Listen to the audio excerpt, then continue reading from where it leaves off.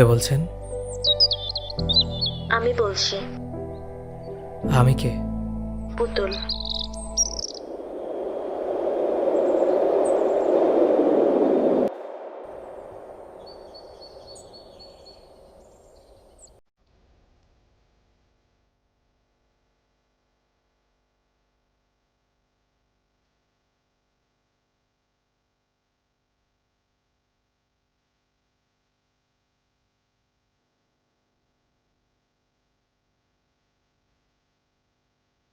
এত দেরি হলো যে? তুমি দেখতেই তো পারছো 2 মাস যাবৎ ট্রাই করতেছো একটা জবের জন্য, বাট পাচ্ছি না। কিছু কথা বলার জন্য ডেকেছিলাম। এখন বলো। সব সময় তোমার এই দেরি আমার আর ভালো লাগে না।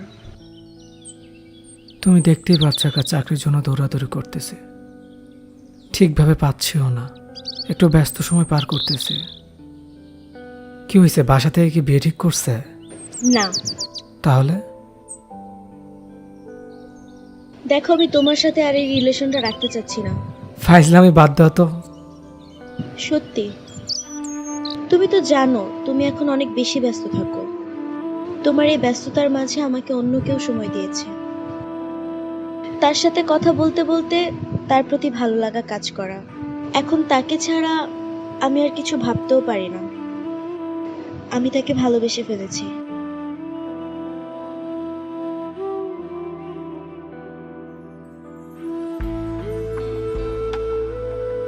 তুমি কি বলতেছো তুমি বুঝতে পারতেছো? হ্যাঁ, আমি যা বলার বুঝেই বলছি। দেখো দোষটা আমার না, দোষটা তোমার। তুমি অনেক বেশি ব্যস্ত থাকতে। একদিনে কতটুকু সময় দিতে তুমি আমাকে? আরেকবার ভেবে দেখলে হয় না? সম্ভব না। অনেক ভেবেছি। ভালো লাগছে না, চলো একটু সামনে যাই।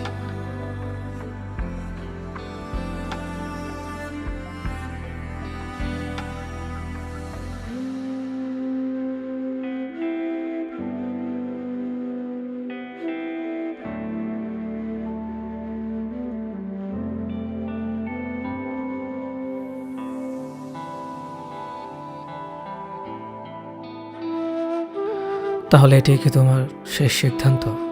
হ্যাঁ।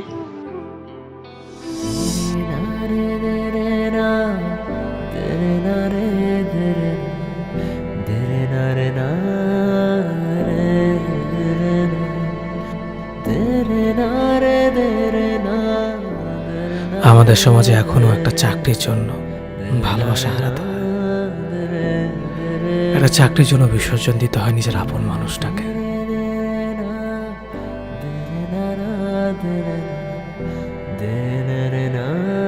আমি তোমার সাথে একটু দেখা করতে চাই। দেখা? কেন? ফোনেই বলো যা বলার। দেখা করো, তারপর বলছি। ওকে, আমি আসবো।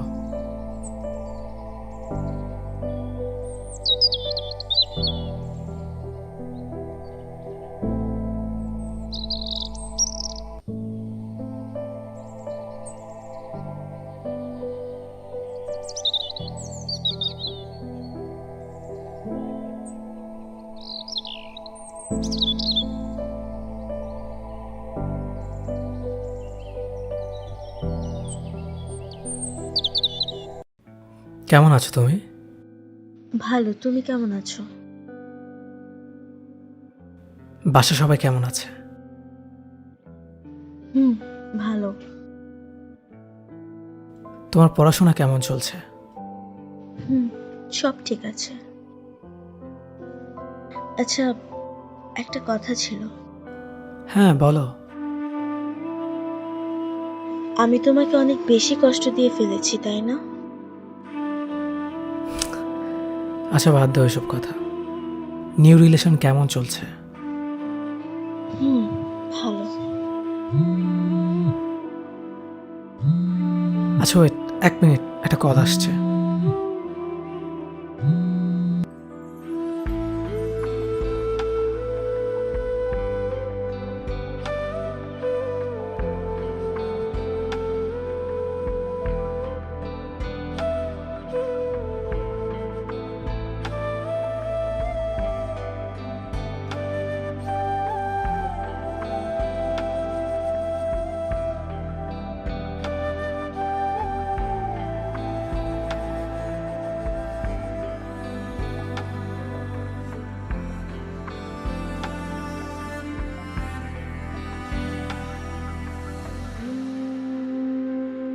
এই অভ্যাসটা কবে থেকে হলো? কেউ একজন ছেড়ে যাওয়ার পর থেকে। তুমি কথা দিয়েছিলে আমার। তুমিও আমাকে কথা দিয়েছিলে।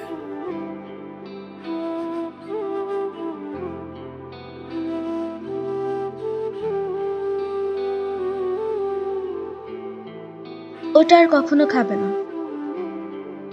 সম্ভব না।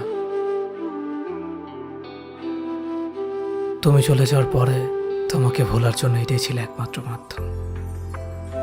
জানো, তুমি যেদিন চলে গিয়েছিলে সেদিন মা জিজ্ঞেস করেছিল কোথায় ও। বুঝতে পারছিলাম না কোন মুখে বলবো অন্য কারো কাছে। তুমি চাইলে এখনো ফিরে পেতে পারো আমাকে। তার সম্ভব না। কেন সম্ভব নয়? আমি চাই না তোমাকে ভেবে আমার মতো প্রতি রাতে কেউ নির্ঘুমে কাটাক। প্লিজ। আচ্ছা, আমাদের ব্রেকআপের কারণটা যেন কি ছিল? তোমার ব্যস্ততা।